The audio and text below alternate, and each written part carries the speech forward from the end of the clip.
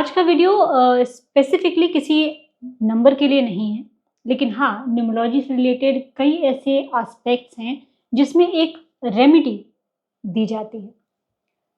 ये वीडियो मुझे इसलिए बनाना पड़ा क्योंकि बीते दिनों में बहुत सारे ऐसे वीडियोस या बहुत सारी ऐसी क्लिप्स या शॉर्ट्स देखे जिससे मुझे लगा कि काफ़ी कन्फ्यूजन क्रिएट हो रखी है और ओवर सैचुरेटेड कंटेंट की वजह से शायद व्यूअर्स भी कंफ्यूज हैं कि क्या करना चाहिए और क्या नहीं करना चाहिए। न्यूमरोलॉजी में नंबर 9 मंगल से गवर्न होता है, मार्स से गवर्न होता है।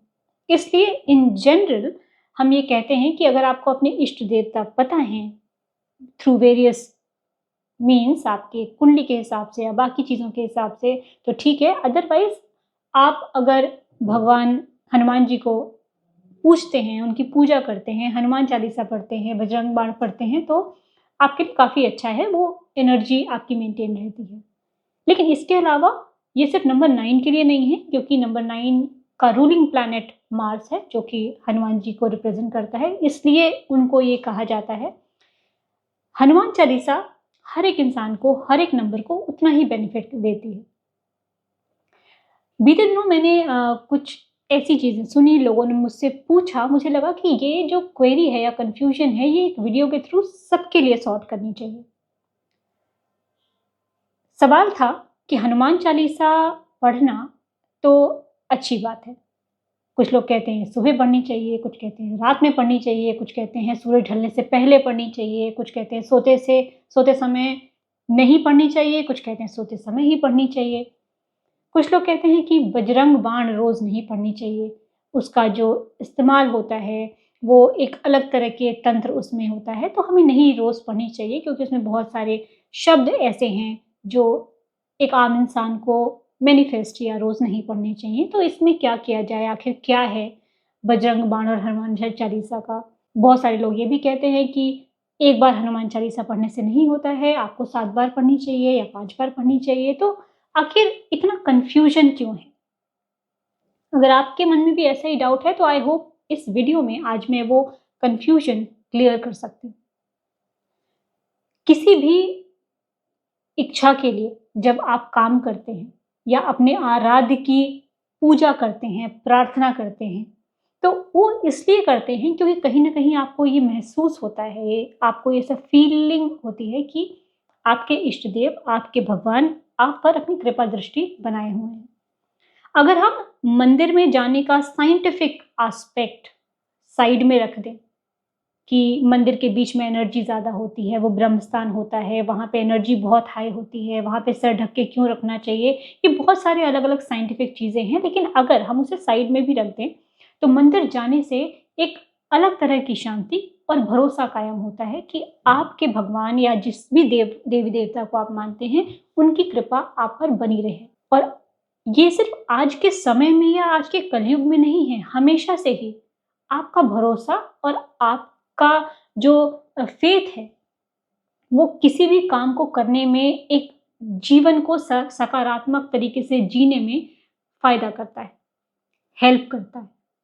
अब बात आती है हनुमान चालीसा की, तो मेरे ख़्याल से हनुमान चालीसा रोज़ पढ़ना बहुत अच्छी चीज़ है। ये आपको अपनी जीवन शैली में लाना चाहिए, क्योंकि आप हनुमान चालीसा 1 बार पढ़ते हैं, 7 बार पढ़ते हैं या सुबह पढ़ते हैं या शाम को पढ़ते हैं, इससे फ़र्क नहीं पड़ता है। लेकिन ये 1 बार और 7 बार और सुबह और शाम का क्यों इतना कन्फ्यूज़न है, वो भी बताऊँगी। बट अगर आप हनुमान चालीसा पढ़ते हैं, तो आप ये मान सकते हैं कि आप हनुमान जी की कृपा को अपने ऊपर बना के रखे हैं, उनके आशीर्वाद को अपने ऊपर बना के रखने के लिए आपने अपना कर्म कर दिया है। अब सुबह हनुमान चालीसा पढ़ने के लिए इसलिए कहा जाता है, सिर्फ हनुमान चालीसा ही नहीं, इन जनरल भी अपना दिन शुरू करने के बाद, स्नान ध्यान के बाद सब कहते हैं कि भगवान की कृपा, भगवान की पूजा पाठ करके ही आप घर से निकले तो अच्छा होता है। इसलिए सुबह अपना नित्य कर्म करके पूजा करना अच्छा होता है। अब 7 बार हनुमान चालीसा का पाठ करने के लिए तब कहा जाता है जब आपकी कोई ऐसी विश है जो आप पूरी करना चाहते हैं और उसको मैनिफेस्ट करके आपने सोचा कि मैं 21 दिन तक 7 बार रोज़ बिना किसी ब्रेक के हनुमान चालीसा पढ़ूंगा और मैं ऐसी प्रार्थना करता हूँ कि हनुमान जी हमारी इच्छा को पूरी करें। ये उस एस्पेक्ट में कहा जाता है। इन जनरल अगर आप सिर्फ पूजा कर रहे हैं, आपने कोई ऐसी रोज़ की एक ऐसी इच्छा नहीं कोई बनाई है, बस आपको कृपा चाहिए, तो आप रोज़ एक बार हनुमान चालीसा पढ़ सकते हैं। अब हनुमान चालीसा रात में नहीं पढ़नी चाहिए या सूरज ढलने से पहले नहीं पढ़नी चाहिए या बाद में नहीं पढ़नी चाहिए। मैंने, हो सकता है लोगों ने पढ़ी हो, मैंने ऐसा कोई कॉन्सेप्ट या कुछ नहीं पढ़ा है कि क्यों हनुमान चालीसा हम रात में नहीं पढ़ सकते हैं या सूरज ढलने के पहले ही पढ़नी है। ऐसा कुछ मैंने नहीं सुना, क्योंकि भगवान की कृपा या भगवान को हम कभी भी याद कर सकते हैं। दूसरी चीज़ आती है जो सबसे बड़ा सवाल है कि बजरंग बाण एक गृहस्थ इंसान को नहीं पढ़ना चाहिए। क्यों नहीं पढ़ना चाहिए? उसमें कुछ लाइन्स हैं। बेगी हरो हनुमान महाप्रभु, जो कुछ संकट होए हमारो। तो ऐसा मानते हैं लोग या ऐसा कहते हैं कि जो हनुमान जी के एक तंत्र के रूप में अगर आप उनको मैनिफेस्ट कर रहे हैं या उनकी पूजा कर रहे हैं, तब आपको ये पढ़ना चाहिए, क्योंकि बेगी हरो का मतलब है जल्दी-जल्दी काम करो और हम अपने इष्ट देवता को इस तरह से ऑर्डर नहीं दे सकते। हालाँकि ये चीज़ें देख के मुझे थोड़ी-सी हैरानी भी हुई कि भगवान के सामने आप अगर कुछ पढ़ रहे हैं या कुछ कह रहे हैं, तो हमारी इतनी हैसियत है ही नहीं कि हम भगवान को ऑर्डर दे सकें। भगवान आप पे प्रसन्न सिर्फ़ आपकी भावना से होते हैं।